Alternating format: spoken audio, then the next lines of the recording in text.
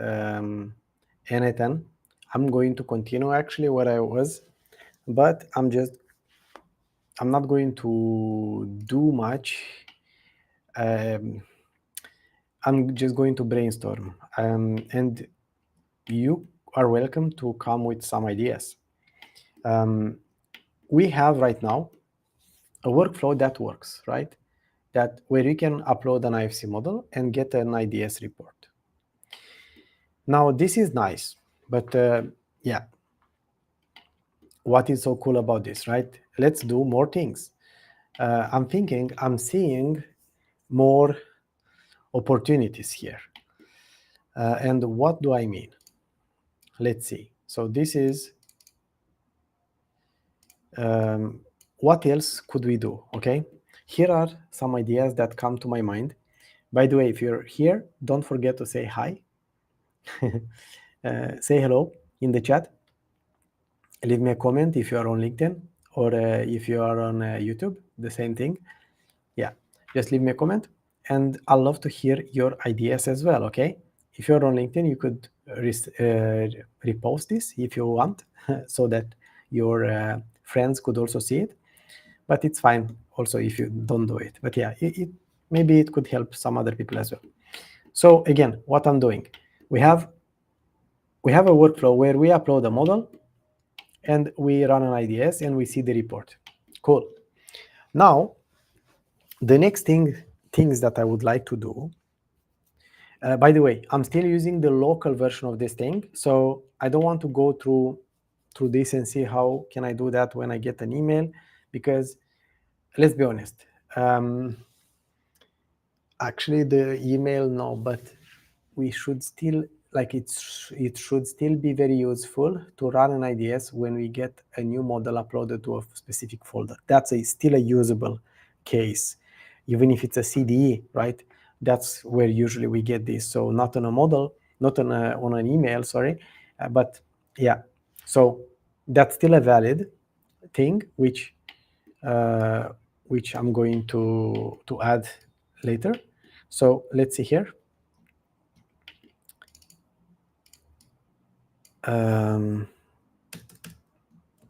What to do, or potential ideas, or I don't like it. What to do next. Okay, cool. So I'll put here one, run the IDS when a new model is uploaded to a folder. This is a valid thing. Maybe it could help some people to save something about to save some time about their workflow. And yeah, they can either, like, getting an email is something, but wouldn't it be cool to have something else actually? So there are more aspects here. First one is about the process. How do we, like, what is the trigger of this, right? In this case, we have a portal where somebody uploads a model, which is not actually something valid, right? Most of the time, we want to check this when a model is in a folder. So this is definitely something that I have to do sooner rather than later, okay? But then we have also other aspects. What's happening? Like, for example, I'm not so happy with the results, right? Yes, I see that report, but what do I do with it? And also about tracking. How do I track this, okay? So, tracking results over time, for example, okay? This is one thing. I want, for example, to see if my model, if I upload a new model, has anything improved on it until I don't have any issues in the model anymore, right? So I want to have this. I want to have better reporting than the HTML report, or let's call it something else. Stats, data visualization, for example, like some dashboards, okay? So maybe these two things are combined, but not really. This can be the visual aspect, but this, yeah, can be the something else. But yeah, this is definitely something that I think could be very useful, because we want to know, like, are these models improving? Because that's the goal, right? You want your model to be improved. Something else I'm thinking right now, actually, this workflow with the forum, let's see if I duplicate this, a workflow, potential workflow, workflows. So I could see something like this, portal where supplier uploads model. Yeah, it's kind of the same. No. The workflow is okay like this, I think.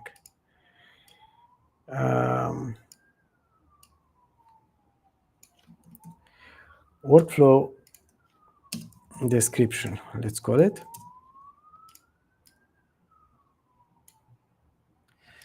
Yeah, I think I'll just leave it.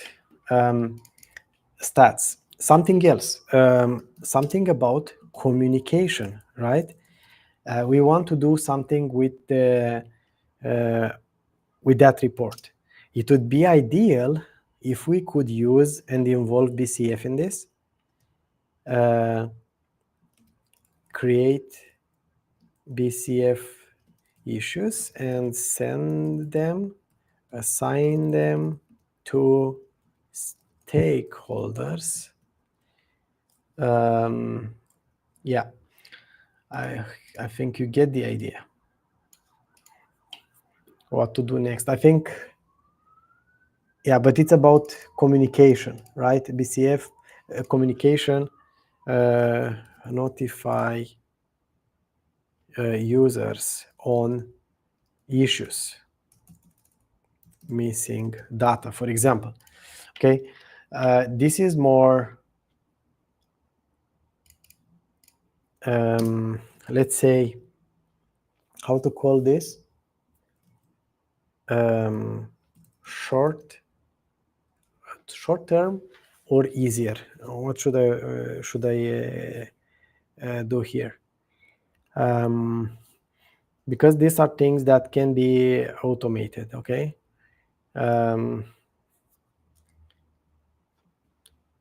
You tell me, guys, if you are here. Oh, okay. Hey, Aishwar Sharma, thank you for joining. Got an important meeting to attend. It's okay, man, no worries. It's okay also to watch in between, so that's okay. Got an important meeting, no worries. As much as I love to be here, can we connect later? Yes, we can connect later. Send me a message on LinkedIn. I've been following up with your updates around IFC Flow 2, and I saw a recent one which was around 1 hour long that you recently uploaded. I'll connect with you soon, sir. Okay, cool. Yeah, do that. Thank you. Good luck to you as well. And yeah, we can talk later. But yeah, guys, so let me call this, let's call this tier 1, okay? What do I mean with this? These are like short, at least at this point in time, sound like some simple things that should be possible to do for me. And we can also have this tier 2, which I think it's a bit crazier, maybe almost impossible, or it will require much more effort, okay? Because I want to add that as well. Okay, so we have this. So these are kind of like, I would love to add more things. If you have more for this list, I think this is kind of the first thing I would look into. And what do I want to do as next steps? Now, of course, this involves AI, okay? And we are going to need AI for that. Let me think. It will involve AI. So what could we do? My first thing, and this has nothing has something to do with IDS, but IDS is just one thing. So something like a model analyzer, okay? A tool that, let's say you upload a model and is checking for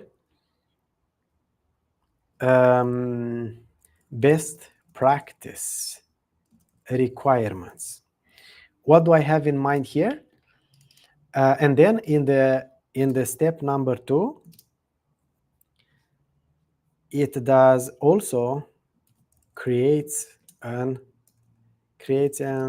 runs an IDS.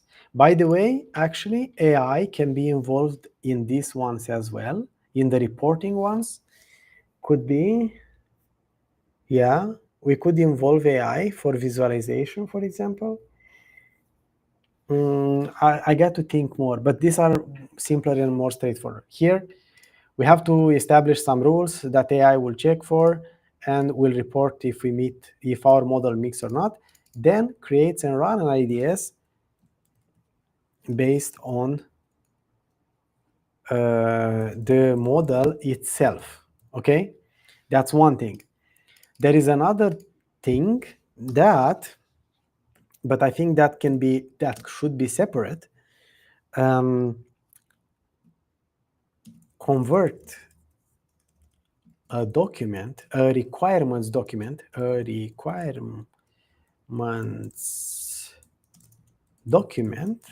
into an IDS.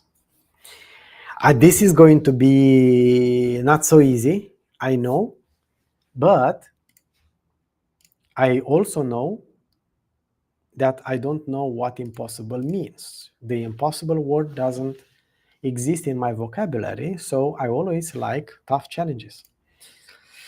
Yeah, so I think that's kind of what I have in mind at this point in time when it comes to checking the model. When it comes, again, the focus here is on metadata, but also where that metadata is. Okay, so I'll have to think how. And this thing, converting a requirements document into an IDS, might be a step in the process, for example. But yeah, I'll have to think about that, okay? But that's kind of what I was thinking today. Yes, like if you just joined,